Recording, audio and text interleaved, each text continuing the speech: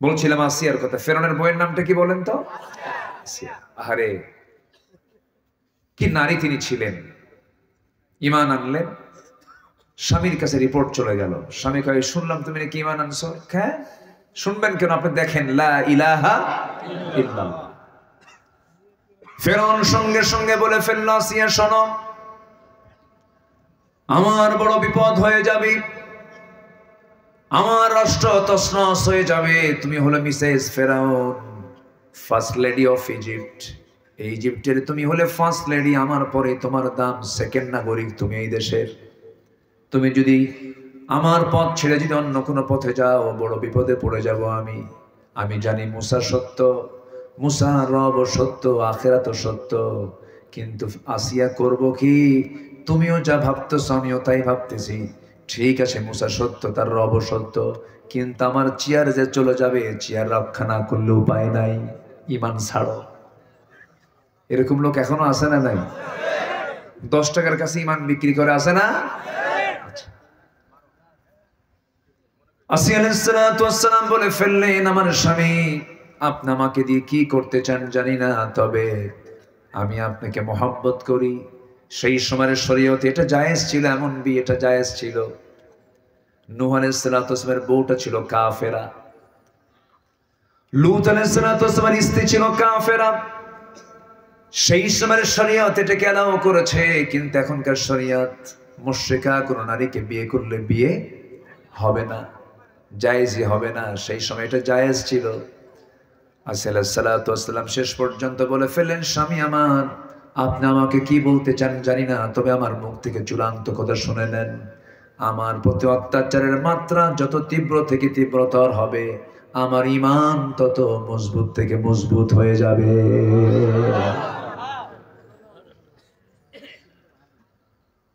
আমার ভাইরা, বিশেষ করে এই আসিয়ার কথা যখন আমি শুনি, আমি যখন মনে করি ইমানদারের জীবনে যতগুলো পরীক্ষা হওয়া দরকার, সমস্ত পরীক্ষাগুলোর মুখোমুখি হয়েছেন আসিয়া আলাইহিস সালাতু ওয়াস সালাম। পারিবারিক পরীক্ষায় পড়েছেন, সামাজিক পরীক্ষায় পড়েছেন, রাষ্ট্রীয় পরীক্ষায় পড়েছেন, শেষ পর্যন্ত জীবন পর্যন্ত দিয়ে দিয়েছেন। হামান বলে ফেলল, ফেরাউন কোনো উপায় নাই, ঘরের শত্রু বড় শত্রু। তুমি যদি আসিয়াকে বেঁচে রাখো, তোমার তখ্ত, তোমার রাষ্ট্র ক্ষমতা ঝুঁকিপূর্ণ হয়ে যাবে, তাকে তুমি দুনিয়া থেকে বিদায় করে দাও। জল্লাদ রেডি করা হলো, জল্লাদ সামনে প্রস্তুতি নিয়ে দাঁড়ায় গেছে করাত নিয়া। ফেরাউন শেষবারের মতো সে বলছে, আসিয়া, সংসারে চলে গেল, সব চলে গেল, এখনো সময় আছে, তুমি কি করবে বলো? সঙ্গে সঙ্গে আসিয়া আলাইহিস সালাতু ওয়াস সালাম বলছেন, স্বামী আমার, আপনি সর্ব প্রস্তুতি নিয়ে ফেলেছেন, কোনো সমস্যা নাই। একটা কথা আমার পক্ষ থেকে জেনে রেখে দেন, আমি আমার নাকের মধ্যে জান্নাতের ঘ্রাণ পেতেছি। আল্লাহু আকবার। করাত যখন তার সামনে ধরা হলো, কপালের সঙ্গে লাগানো হলো, লাগানোর সঙ্গে সঙ্গে ফিনকি দিয়ে রক্ত পড়তেছে। সেই সময় আসিয়া আলাইহিস সালাতু ওয়াস সালাম একটা দোয়া করেছিলেন, সেই দোয়াটা কোরআনে আল্লাহ রাব্বুল আলামিন কোট করেছেন। তিনি হলেন 4000 বছর আগের মানুষ, আর কোরআন নাজিল হলো 1500 বছর আগে। আল্লাহ আসিয়ার দোয়াটাকে এত সুন্দর করে কবুল করে নিয়েছেন, কোরআনের মতো কিতাবে হুবহু তারা দোয়াটা তুলে ধরেছে। কি দোয়াটা তিনি করেছেন? রব্বি বিনিলি ইনদাকা বাইতান ফিল জান্নাতি ওয়া নাজ্জিনি মিন ফিরআউনা ওয়া আমালিহি। আয় আল্লাহ তাআলা, তুমি আমার জন্য বানায়া দাও তোমার ঘরের সাথে, তোমার কাছে ইনদাকা বাইতান ফিল জান্নাহ, একটা ঘর আমি চাই তোমার কাছে, কিন্তু সেই ঘরটা অন্য কোনো জায়গায় হওয়া যাবে না, তোমার আরশ আজিমের ঘরের দেওয়ালের সাথে সেই ঘরটা আমার বানায়া দাও। আসিয়ার দোয়াটা দেখছেন কি স্বতন্ত্র দোয়া। আল্লাহ, এত বড় জান্নাত আমার দরকার নাই, শুধু তোমার ঘরের সাথে একটা ঘর দিয়ে দাও। কি মুহাব্বত, কি ভালোবাসা, কি আল্লাহকে কাছে টানা। পৃথিবীতে আপন বলতে কে আছে বলেন তো? আস্তে কয় আল্লাহ, আরো জোরে আল্লাহ, আরো জোরে আল্লাহ। তাছাড়া কে আর আছে ভাই? কেউ তো আমার আপন না। যিনি আমার আপন আলেমে আরওয়াহে তিনি আমার ছিলেন, দুনিয়াতে তিনি আমার আছেন, মরে যাওয়ার পরে তিনি আমার থেকে যাবেন। কিন্তু আলেমে আরওয়াহে আল্লাহ ছাড়া আমার কেউ ছিল না। দুনিয়ার জিন্দেগিতে এসে আমরা বাপ মা পাইছি, ভাই বোন পাইছি, আত্মীয় স্বজন পাইছি, বউ পরিবার পরিজন পেয়েছি, কিন্তু মূলত এরা আমার আপন কেউ নয়। এক্ষণে দুনিয়া থেকে বিদায় নিয়ে নেব, 2 দিন যেতে না যেতে এই সমস্ত সম্পত্তি নিয়ে সন্তানরা মারামারি শুরু করে দেবে। আমি কি ভুল বলতেছি? সন্তান ভুলে যাবে, সন্তান কবরস্থানে যাওয়ার সময় পাবে না, সন্তান দোয়া করার টাইম পাবে না। বউ কম বয়সী হলে আরেক জায়গায় স্বামী সে পেয়ে যাবে, আরেক জায়গায় বিয়ে হয়ে যাবে। বিয়ে হওয়ার পরে বলবে, মা তোমরা যে সিদ্ধান্ত নিছো আমার বিয়ের ব্যাপারে, আগের স্বামীর চাইতে এই স্বামীটা আরো ভালো, মানে আপনি রিজেক্ট, আপনার কেউ নাই। পৃথিবীটা বড় নিষ্ঠুর জায়গা, এটি চোখ বন্ধ করলে টের পাওয়া যায়। সবচেয়ে নিষ্ঠুর জায়গা হলো পৃথিবী, যার কেউ আমার আপন না। আমার আপন মূলত কে? আসতে বলুন, আপন মূলত কে? আল্লাহ। আমরা আল্লাহকে কাছে নেব, জোরে বলি ইনশাআল্লাহ, আরো জোরে বলি ইনশাআল্লাহ। 16টা বছর শুধু ক্ষমতাকে পাকাপোক্ত করার জন্য কত কি করেছে। আল্লামা সাইদির মতো মানুষকে কেমনে ধরে নিয়ে গেল, জেলখানায় থাকলো, জেলখানায় থাকতেছেন, কত কষ্ট করলেন তিনি। 13টা বছর ধরে বিনা কারণে, কোনো কারণ ছাড়াই সর্বোচ্চ রিমান্ডে রেখে, এবং তার বিরুদ্ধে যে মামলা হয়েছিল, যে কথার ভিত্তিতে সেই কথা বলেছিলেন আমাদের রফিকুল ইসলাম খান ভাই, আপনারা জানেন কিনা জানি না, কোন একটা অনুষ্ঠানে ওনার বক্তৃতাকে কাউন্ট করেই ধর্মীয় অনুভূতিতে আঘাতের অভিযোগে একটা মামলা করা হয়। সম্মানিত ভাইয়েরা, সম্মানিত বন্ধুগণ, সেই জেলখানা থেকে প্ল্যান করে 2023-এর 13 অগস্ট চিকিৎসার নাম করে সুস্থ মানুষকে ধরে নিয়ে হসপিটালাইজড করে হাসপাতালের বেডে শুয়ে রেখে চিকিৎসার নাম করে পয়জনিং করে তাকে পরিকল্পিতভাবে হত্যা করা হয়েছে। তাফসীর মাহফিলের এই প্ল্যাটফর্ম থেকে সুস্পষ্টভাবে জানান দিতে চাই, যে অপশক্তি আল্লামা সাইদিকে হত্যা করেছে তাদের প্রত্যেকের দৃষ্টান্তমূলক বাংলার জমিনে শাস্তি দাবি করছি। রাজি আছেন কারা কারা? হাত উঁচু করে দেখান মুসলমান।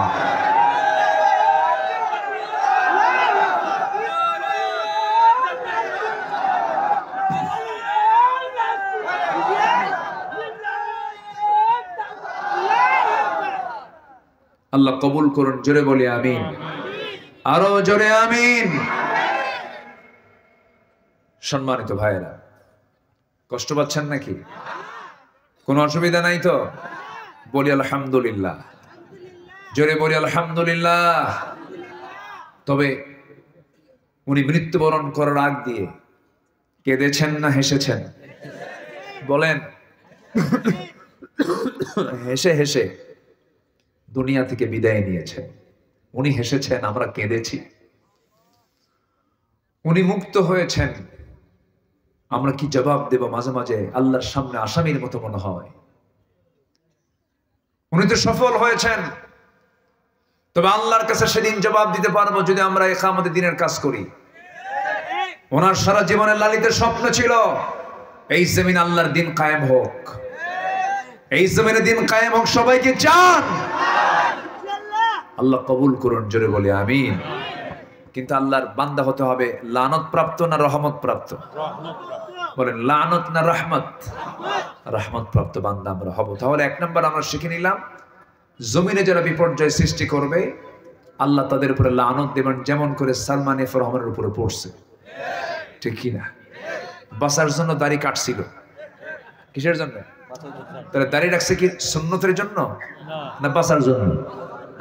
এতদিন রাখছে হলো দাড়ি রেখে কেমনে কি করা যায়, আবার দাড়ি কেটে ভাবছে কেমনে কি পালান যায়।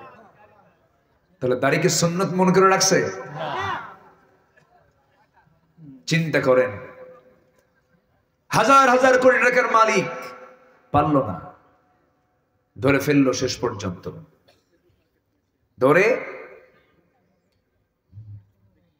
যখন কোস্টগার্ড ধরতে গেছে, তাকে চেনে নাই, দাড়ি কাটছে, যে মাথার চুলও কালো বানাইছে, ড্রেস সম্পূর্ণ চেঞ্জ, পাঞ্জাবি গেঞ্জি, পাজামা লুঙ্গি, মাথার টুপি সাদা, কি বলে, মাথার চুল সাদা কালো, মোছ নাই, দাড়ি নাই, চেনার উপায়ও নাই। বন্ধুকে ধরতে গেছে, আইনমন্ত্রী যখন ধরা খাইছে, আইনমন্ত্রীকে আমার একা নিয়ে যাও কেন? আমি তো একা আসি না, আমি তো জামাতের সাথে আসছি। ওই যে কে ওটা, ভালো করে দেখো, ওটাই দরবেশ। বোঝেন নাই? এখান থেকে একটা শিক্ষা আছে, শিক্ষাটা হলো জালিম জালিমকেও ছাড়ে না। জালেম কিন্তু ইমানদার ইমানদারকে রক্ষা করার জন্য জীবন পর্যন্ত দিয়ে দেয়। কথা ক্লিয়ার? কথা ক্লিয়ার? নাম্বার 2 হলো আত্মীয়তার বন্ধন কখনো ছিন্ন করা যাবে না। আত্মীয়তার বন্ধন ছিন্ন করলে পরে রহমত না লানত। বোনকে খবর নেয় না, বাবার খবর নেয় না, ভাইয়ের খবর নেয় না, এমন পরিবার মনে হয় উল্লা পাড়ায় নাই? আছে? সন্তান বড় হয়ে গেছে, বাপকে ভাত দেয় না, মার কোনো খবর রাখে না, মাকে একটা ফোন করার জরুরত মনে করে না। একটা প্রশ্ন করবো আমার ভাইরা, মনোযোগ দিয়ে উত্তরটা দিবেন। সবাই বলুন তো, মা বড় না বউ বড়? মাহফিলে মা বড়, বাড়িতে বউ বড়? জি না? না, চাপা মারাই যায়। আমি জায়গা মতো দিলাম, কিন্তু বাস্তব বাপ মা যে কত বড় হৃদয়ের মানুষ, তারা প্রকাশ করে না, তারা বলে না। এই পৃথিবীতে বাপ মা ছাড়া মানুষের কোন দোষ আড়াল করার মানুষ পৃথিবীতে আর দ্বিতীয়টা নাই। কত কষ্ট নিয়ে বুকের মধ্যে জমা রাখে, এরপরে বলে আমার সন্তানটা খুব ভালো। ঠিক আছে না? এটাই হলো মা বাবা। কিন্তু আমার ভাইয়েরা, আমি আবার এটাও বলবো না বইয়ের দাম নাই, বইয়ের দাম অবশ্যই আছে। বউকে কখনো মার সামনে ছোট করবেন না, আবার মার সামনে বউকে ছোট করবেন না, আবার বউয়ের সামনে মাকে খাটো করবেন না। দুজনকে আল্লাহ রাব্বুল আলামিন 2 প্রকার মর্যাদা দিয়েছেন। আপনার বউ আপনার কাছে আপনার বউ হতে পারে, কিন্তু আপনার সন্তানগুলোর সেই মহিলাটাকে মা। আপনার সন্তানের তো মা আছে, তারও মর্যাদা আছে, তার সম্মান আছে, তার ইজ্জত আছে। কিন্তু একটা কথা বলে রাখি, সেটা হলো বউ পাল্টানো যায়, কিন্তু মা কিন্তু পাল্টানো যায় না। বউকে পাল্টাবেন নাকি? এত জোরে জি কইলেন,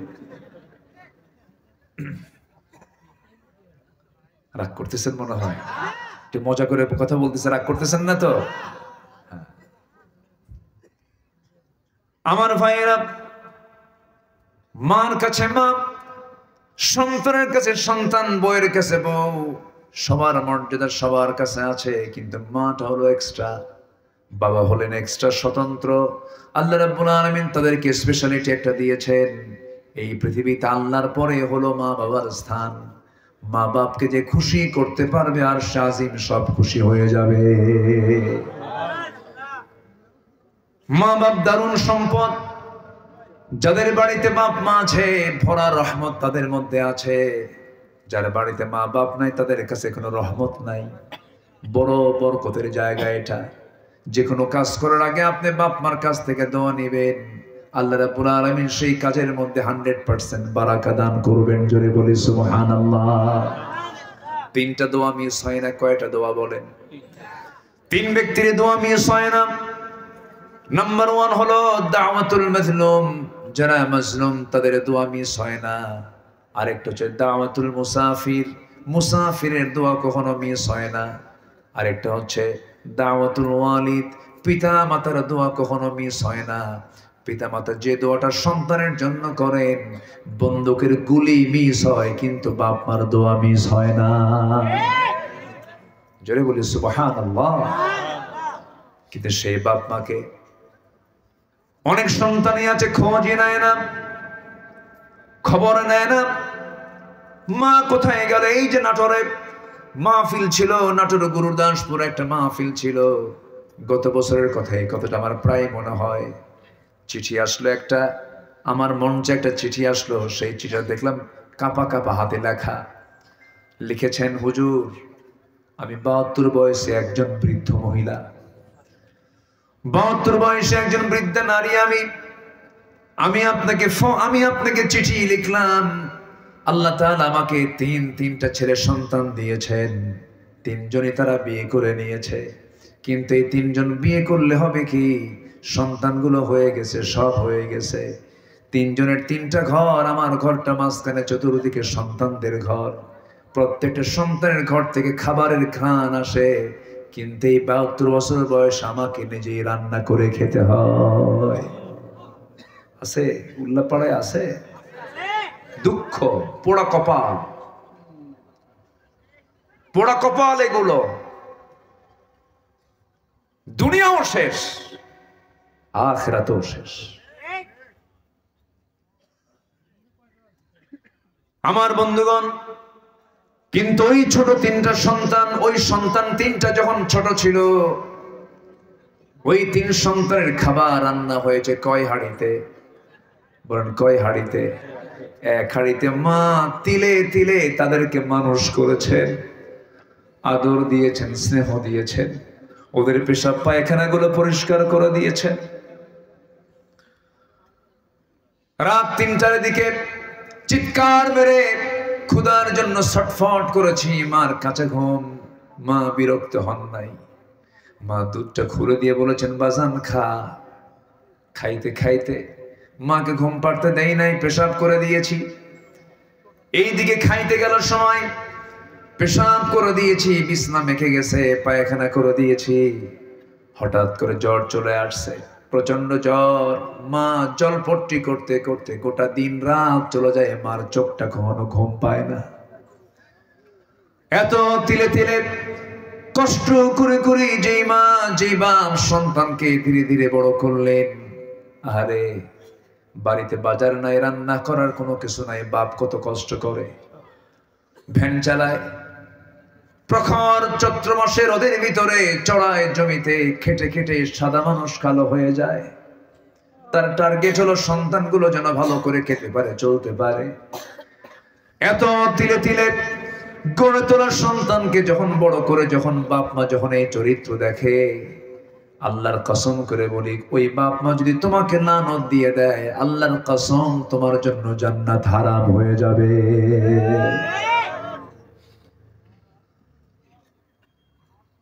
ওই 72 বয়সী বৃদ্ধা নারী কি আফসোস করে আমাকে চিঠিটা দিলেন।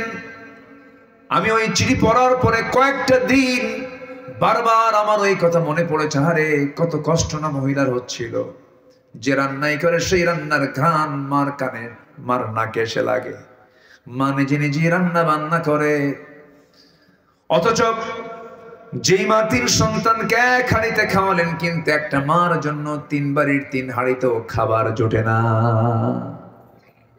আমি কি ভুল বলছি? কি হলো সমাজ? সামাজিক অবস্থা আজকে কোথায় চলে গেছে? অথচ কোরআনকে বলুন, কোরআন বলো তো আমি খরচ করব কোথায়? কোরআন বলে দিচ্ছে, ইয়াসআলুনাকা মাযা ইউনফিকুন কুল মা আনফাকতুম মিন খায়রিন ফালিল ওয়ালিদাইনি ওয়াল আকরাবিন। জোরে বলুন আল্লাহু আকবার। 1 নম্বর খরচের খাত হলো তোমার আব্বা আম্মার জন্য তুমি খরচ করো। 1 নম্বর কি? আব্বা আম্মা। সন্তান আগে নয়, বউ আগে নয়। 1 নম্বর কি বলেন? মা বাবার জন্য খরচ করো। মা বাবার জন্য একটা অংশ তুমি রেখে দাও।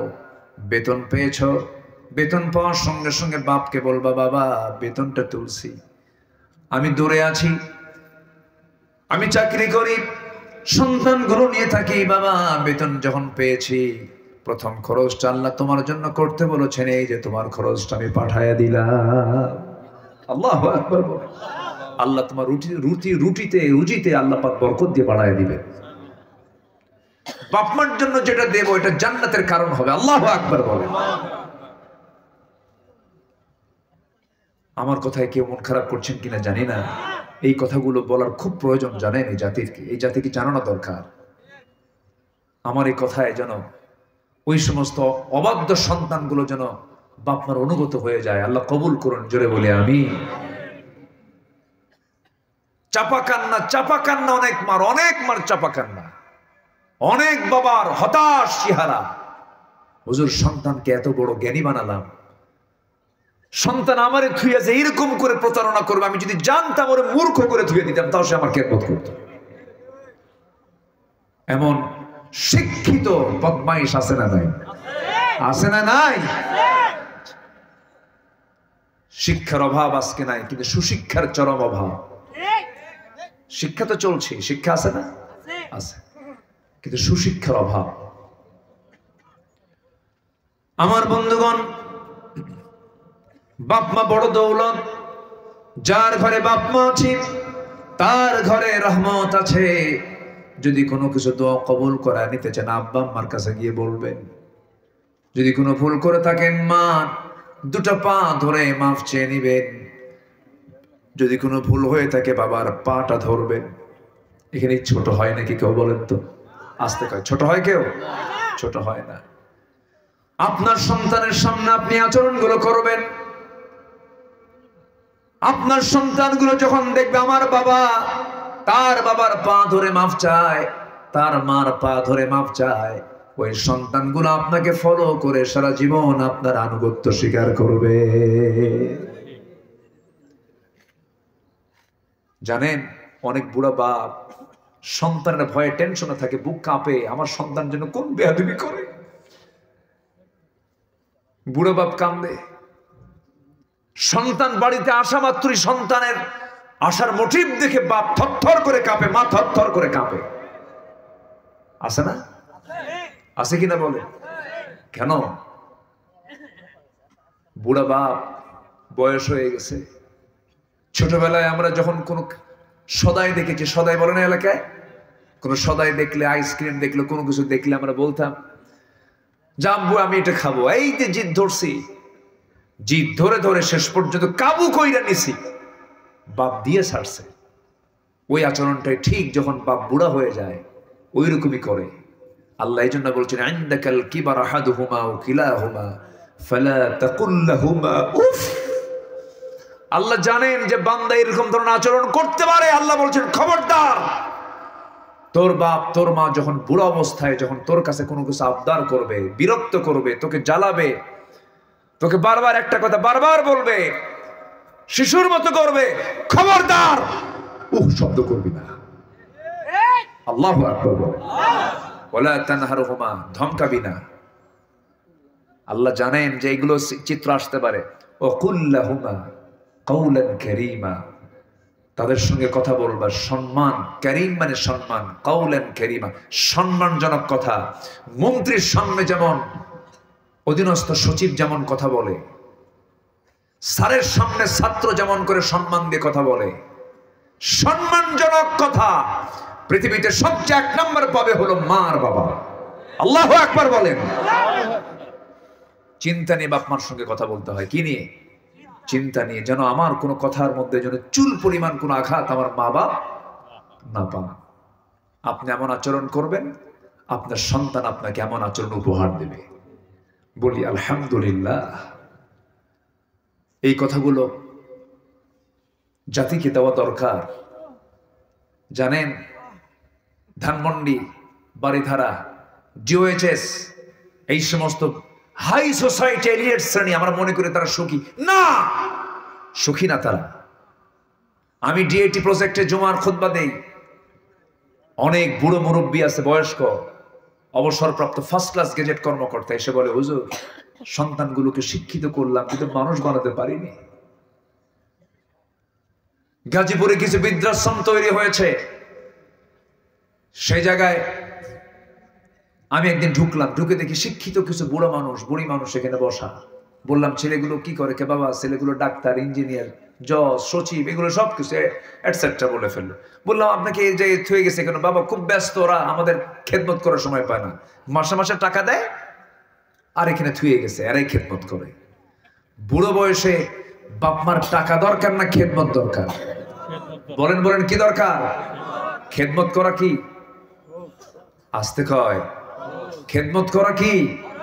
বুড়ো বয়সে বাপ মাকে সন্তানের পক্ষ থেকে খেদমত করা ফরজ। বলেন কি বলেন? ফরজ। অথচ এই জাতীয় শিক্ষা সন্তানগুলো পায় নাই কেন? আমার দেশের প্রচলিত শিক্ষা ব্যবস্থা এগুলো নাই। ইউরোপে পাঠায়, আমেরিকায় পাঠায়, ওই দেশে বুড়ো মানুষের কোনো দাম নয়, সবগুলোকে বৃদ্ধাশ্রমে রেখে আসে। কারণ ওই দেশে কার বাপ কোনটা তাও জানে না কেউ। এই কালচার ওই দেশে থাকতে পারে, আমার দেশে থাকতে দেওয়া যাবে না। আমার দেশের বাপ মাকে মানাবে সন্তানের কাছে, ঠিক কিনা বলেন? আমার বন্ধুগণ, যদি উল্টা করে ফেলি, বাপ মার সঙ্গে যদি খারাপ আচরণ করে ফেলি, রহমত পাবো না লানত পাবো? বলেন কার লানত পাবো? আল্লাহর লানত চলে আসবে আমার আপনার জীবনে। বোনের সঙ্গে সম্পর্ক রাখে না, বোন সম্পত্তি নিয়ে যাবে। বাপ মরে গেছে, সম্পত্তি গুলো বোন নিয়ে যাবে। এই জন্য অভিনয় করে বোনের সঙ্গে কথা বলে না। এক যুগ চলে গেছে, ধান, এই 12 বছরের ধানগুলো বোনের সম্পত্তির উপরে ধানগুলো লাগায়া লাগায়া ধানগুলো গোলা ভরা করে, কিন্তু বোনকে দাওয়াত দেয় না, বোনকে সম্পত্তি বুঝে দেয় না। আবার কিছু চালাক ভাই আছে, বোনদেরকে মাঝে মাঝে দাওয়াত দিয়া নাটোরের কাঁচাগোল্লা, বগুড়ার দই, যশোরের খই, টাঙ্গাইলের চমচম, কুমিল্লার রসমালাই সবগুলো নিয়ে একসঙ্গে খাওয়ায় দিয়া পাম্পট্টি দিয়া বাম পাশে বোনকে বসায় রেখে বলে, বোন রাগ করো না, কি অংশ নিলে কিন্তু ধ্বংস হয়। দেখছেন কত বড় পাটপার? আছে না নাই? আছে না নাই? অংশ নিলে লানতের পরিবেশই বেশি। ইউনিভার্সিটির ক্যাম্পাস, কোনো পরিচয় নাই, ছেলে মেয়ে জোড়ায় জোড়ায় গাছের গোড়ায় গোড়ায় বসে গেছে, সকাল থেকে সন্ধ্যা পর্যন্ত একটাই জিকির, তুমি আমার আমি তোমার। এই তো, কিন্তু এটাতে মোহাব্বত থাকতে পারে, কিন্তু কোনো রহমত নাই। এগুলোকে প্রমোট করার জন্য এদেশে সিনেমা নাটক তৈরি হয়েছে। সেই সিনেমা নাটকের একজন অন্যতম নাট্যকার হলো মুস্তাফা সরওয়ার ফারুকী, যে তার বউকে নাচায় আর ওদেরকে বানায় উপদেষ্টা। আর এই সমস্ত আচরণ জাতি দেখে হতবাক হচ্ছে। এই তো ঘটে যাওয়া 5 আগস্টের আগ পর্যন্ত যারা রক্ত দিয়েছে তাদের সঙ্গে এগুলো প্রতারণা হচ্ছে। যারা সমকামিতায় বিশ্বাসী, যারা লিভ টুগেদারে বিশ্বাসী, ওই সমস্ত ব্যক্তির দ্বারা দেশ সমাজ কখনো চলতে পারে না। সম্মানিত ভাইরা, বলছিলাম আসিয়ার কথা। ফেরাউনের বইয়ের নামটা কি বলেন তো? আসিয়া। আরে কি নারী তিনি ছিলেন! ঈমান আনলেন, স্বামীর কাছে রিপোর্ট চলে গেল। স্বামী কয়, শুনলাম তুমি নাকি ঈমান আনছো। হ্যাঁ, শুনবেন কেন? আপনি দেখেন, লা ইলাহা ইল্লাল্লাহ। ফেরাউন সঙ্গে সঙ্গে বলে ফেলল, আসিয়া শোনো, আমার বড় বিপদ হয়ে যাবে, আমার রাষ্ট্র তছনছ হয়ে যাবে। তুমি হলো মিসেস ফেরাউন, ফার্স্ট লেডি অফ ইজিপ্ট। ইজিপ্টের তুমি হলে ফার্স্ট লেডি, আমার পরে তোমার দাম সেকেন্ড নাগরিক তুমি এই দেশের। তুমি যদি আমার পথ ছেড়ে যদি অন্য কোনো পথে যাও, বড় বিপদে পড়ে যাব আমি। আমি জানি মুসা সত্য, মুসা রব সত্য, আখিরাত সত্য, কিন্তু আসিয়া করব কি? তুমিও যা ভাবতেছ আমিও তাই ভাবতেছি। ঠিক আছে, মুসা সত্য, তার রব সত্য, কিন্তু আমার চেয়ার যে চলে যাবে, চেয়ার রক্ষা না করলে উপায় নাই, ঈমান ছাড়ো। এরকম লোক এখনো আছে না নাই? 10 টাকার কাছে ঈমান বিক্রি করে, আছে না? আসিয়া আলাইহিস সালাতু ওয়াস সালাম বলে ফেললেন, আমার স্বামী, আপনি আমাকে দিয়ে কি করতে চান জানি না, তবে আমি আপনাকে মহব্বত করি। সেই সময়ের শরীয়তে এটা জায়েজ ছিল, এমন বিয়েটা জায়েজ ছিল। নূহ আলাইহিস সালাতু ওয়াস সালামের বউটা ছিল কাফেরা। লূত আলাইহিস সালাতু ওয়াস সালামের স্ত্রী ছিল কাফেরা। সেই